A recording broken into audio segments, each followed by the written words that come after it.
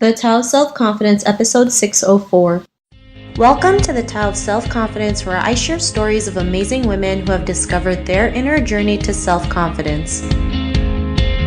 Visit our website at thetaoofselfconfidence.com. Your inner journey to self-confidence awaits.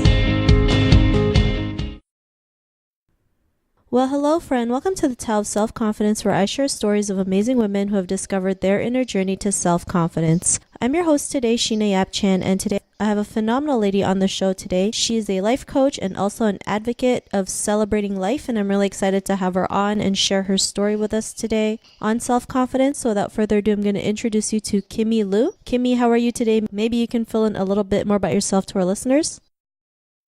Hi, listeners. Well, I'm Kimi. My scientific name would be Neuro-Linguistic Hypnotherapy Life Coach. But then, just for simpler terms, I'm a life coach and I've been practicing for 8 years now. So I'm happy and honored to be on this show today.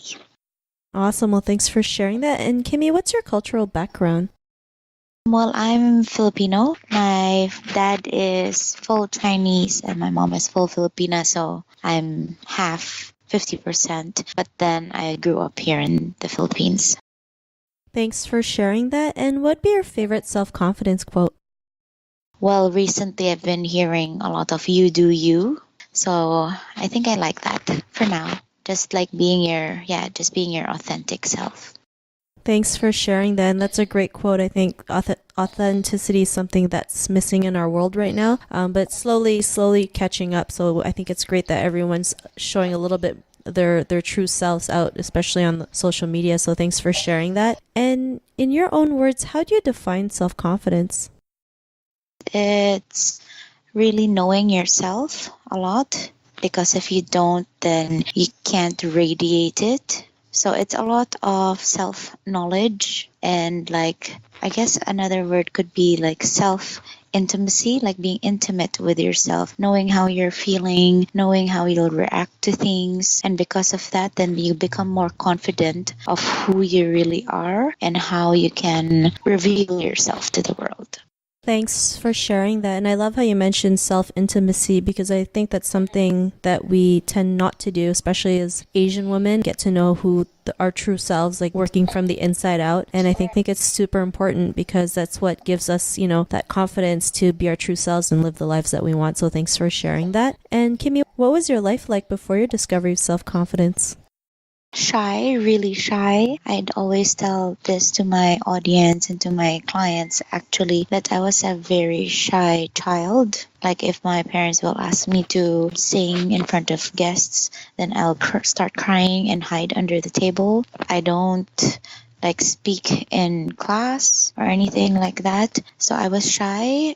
And so I took a class, a musical theater class, and that was one summer, I think, before 7th grade. And because of that class, then I started discovering things that I wasn't able to do before. It's just really being uncomfortable because it was different things. But then eventually, because I did it, then I figured that, hey, I can actually do more things.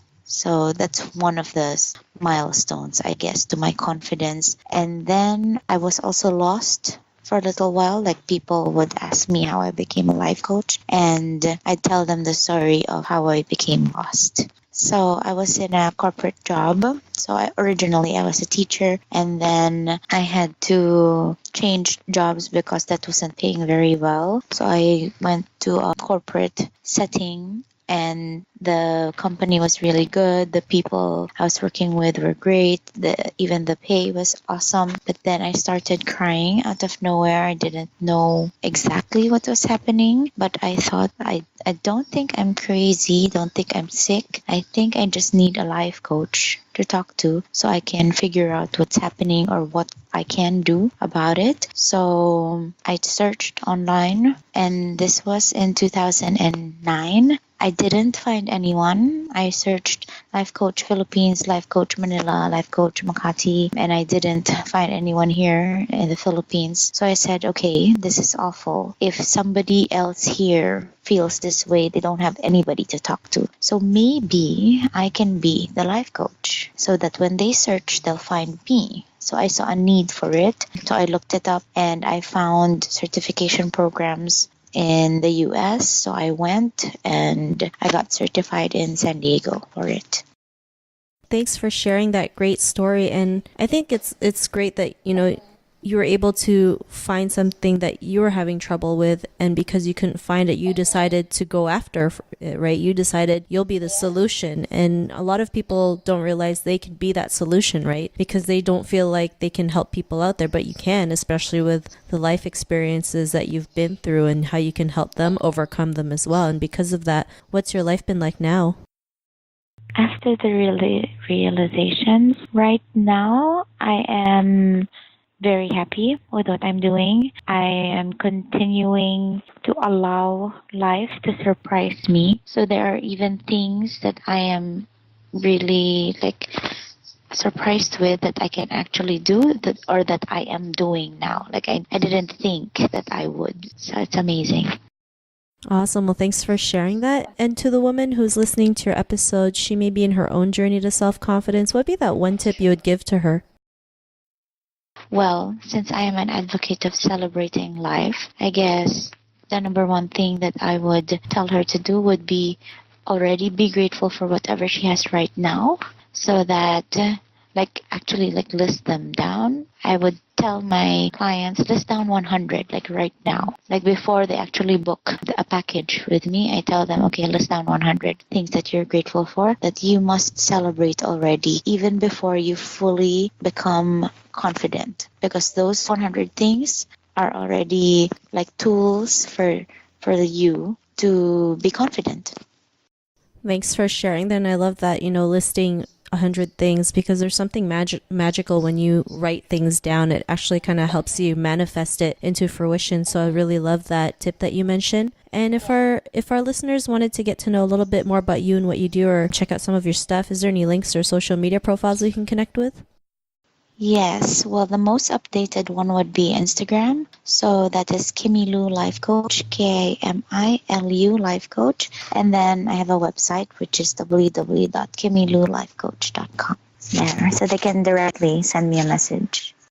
Thanks for sharing that. And to our listeners, if you want to connect with Kimi, you can also head on over to thetaoofselfconfidence.com and search for Kimi's name. Her show notes will pop up along with everything else that we talked about. And I really just want to thank Kimi for taking the time to share her story and tips with us on self-confidence. So thank you so much, Kimi. Yeah, thank you. It's my pleasure to be here. Thank you so much, Sheena. Not a problem. It was really great having you on the show. And to our listeners, be on the lookout for another new episode of another amazing woman's journey to self-confidence, and we'll talk to you soon. Bye for now.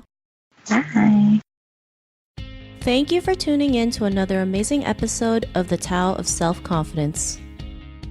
Please subscribe to the show on Apple Podcasts or Spotify to get your daily boost of confidence.